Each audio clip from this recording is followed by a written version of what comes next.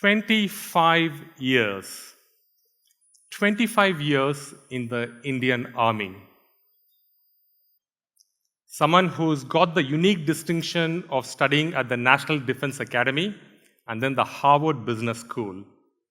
He takes volunteer retirement, comes out, starts on his entrepreneurial journey, and goes on to build multiple companies to form the Radiant Group. He's won international awards on entrepreneurial excellence. He's also won the Socially Conscious Entrepreneur of the Year. And this is something not many, even friends of this gentleman, know, that he feeds destitutes, elders who have been left on the streets from 33 villages every single day. Let's find out who this gentleman is.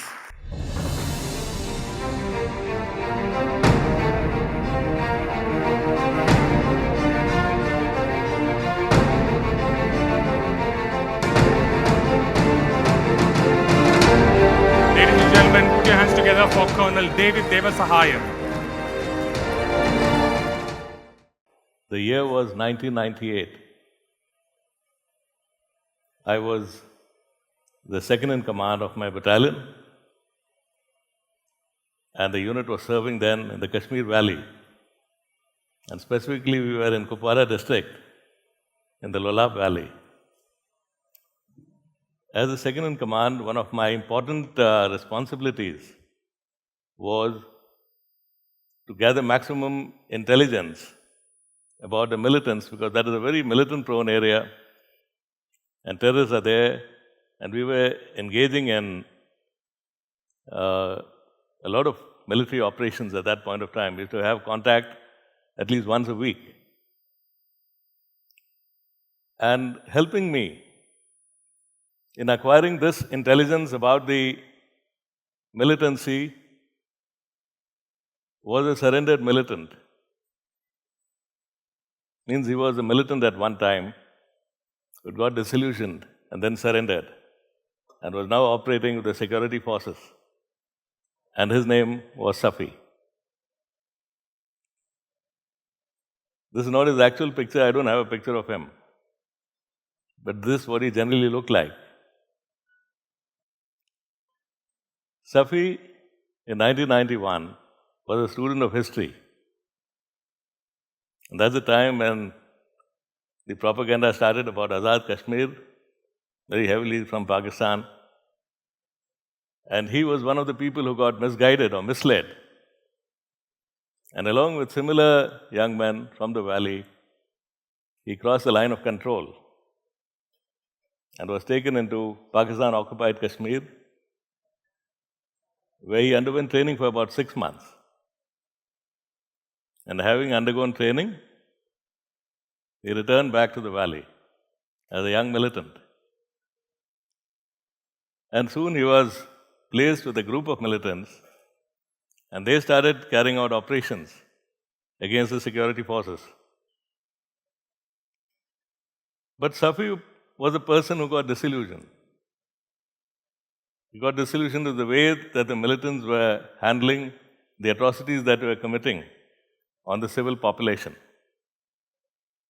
So along with this disillusionment, in January 1993, he decided to surrender to the security forces. And once a militant surrenders to the security forces, thereafter he becomes the target of the militants. They hate him. They call him Mukhbir, a traitor, because he has every information about the militants, their modus operandi, and he can tell us about who are the sympathizers in different villages. And therefore, he has no other option but to operate with the security forces. And that brings me to the topic of occupations. He was in one of the most difficult occupations of the world, that of a security force guide and interpreter. He had operated extensively in the Lolab Valley area, so he knew that well. And that's where we were located as a unit at that time. And Lolab Valley has got a lot of dense jungles. So he knew the terrain well, he knew the trails, he could guide our men well in their search and destroy operations and the other operations that we carried out at that time. So, besides that, he used to also act as an interpreter.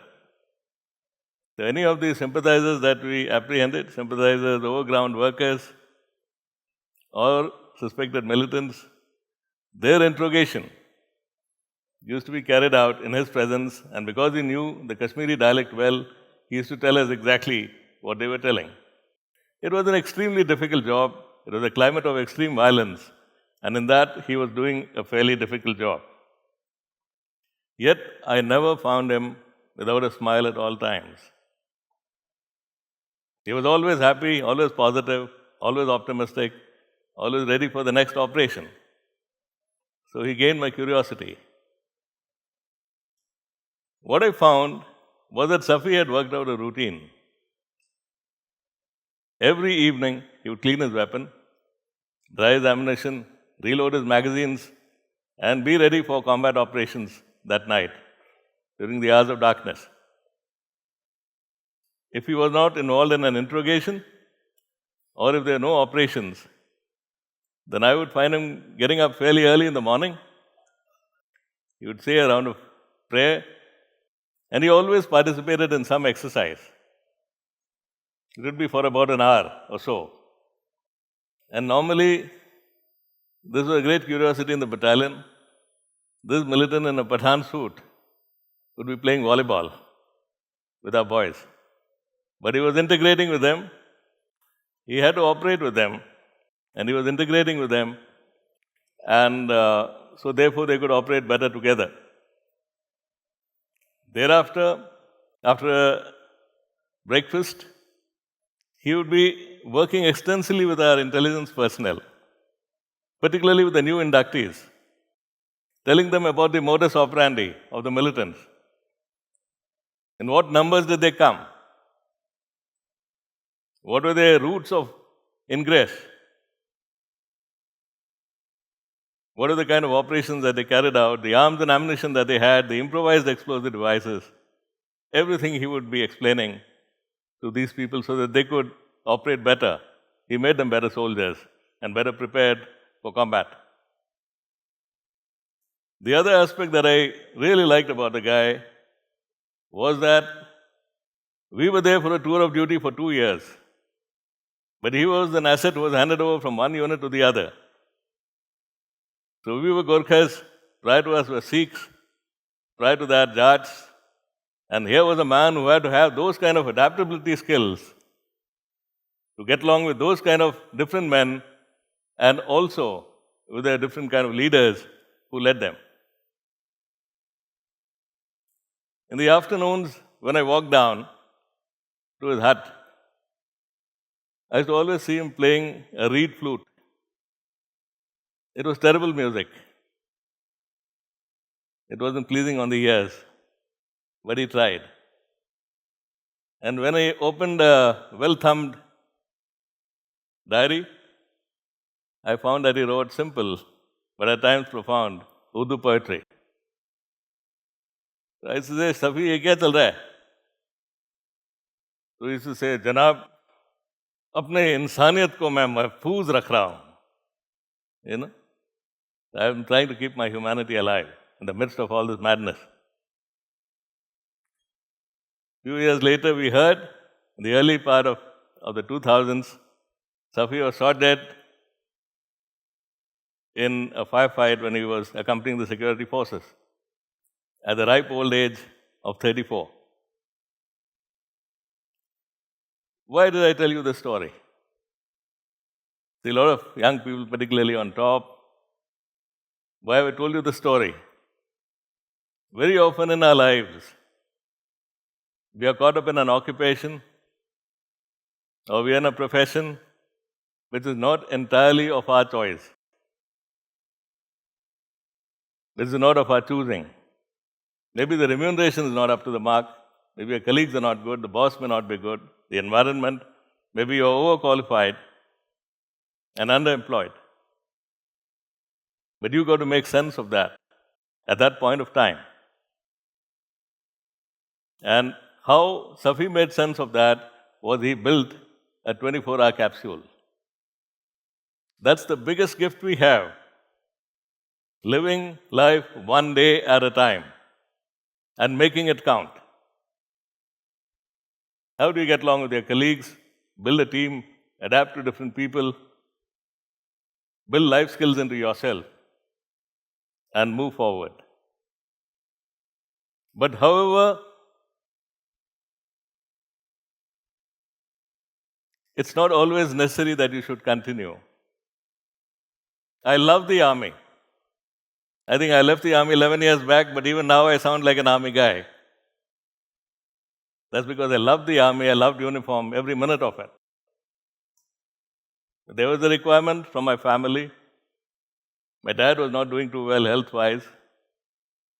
There was a need for me to transit and move out, to be of support to the family.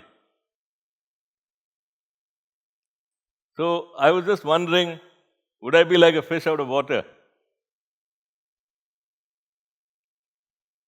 So I thought of entrepreneurship and how I would address it, and started looking for inspirational stories. And that's the time this man sprang up in front of me. He was like me, an alum of the National Defense Academy. He had fought in the 71 war, and thereafter, at the age of 28, 29, he decided to leave. And he got into organic farmer, something like a curator, Kirba. But that wasn't good enough for this man. From there, he transited to doing a dealership with the Royal Enfield motorcycles. That wasn't good enough. And finally, he rested. This was his final resting place, Air Deccan. He revolutionized the way flying was done in this country. And his aircrafts connected 69 cities all over the country. Till finally it was taken over by Kingfisher. That's a separate story. But this man revolutionized the way a common man could think of being airborne. But then again I thought, this man was young, he was just in his 20s. I'm in my mid-40s. Will it be more difficult? And I looked for another great inspirational story. Captain C.P. Krishnan Nair. Captain C.P. Krishnan Nair, at the age of 62, suddenly decided that he wanted to set up a luxury chain of hotels, the Leela Group. Now that's spirit for you. And today the Leela Group is one of the most respected brands of luxury hotels in this country. Across the world, it's so respected. So where does all this bring us to? Sometimes you will be caught in an occupation which is not entirely of your choosing. But make the most of your 24-hour capsule. Because that's the only gift that you have. You've got to be relevant. You've got to be enjoying every minute of every day that you are there doing that job. Pursue hobbies. Play better music than Safi. But pursue what you're passionate about. Definitely, today I find young people, I got my own organization, they are so obsessed with work that they do not have time to even visit the gym. They literally are burning out. For what reason? You've got one life to lead, make it count. And focus on people skills to integrate with your team. Love your people, love the people around you, love your boss, being with them. Build value. Because it's only on consensus that you can build, not on confrontation. But in this beautiful country of ours, and I am a living testimony, you don't have to stay where you are. Suppose you want to transit, you can. But at that point of time, look for inspirational stories with whom you can identify. People who have been through your kind of trajectory, with whom you can identify, and then do make a transition. And finally, I like to say that it is never too late, never really too late to make a career transition. Thank you very much. Thank you.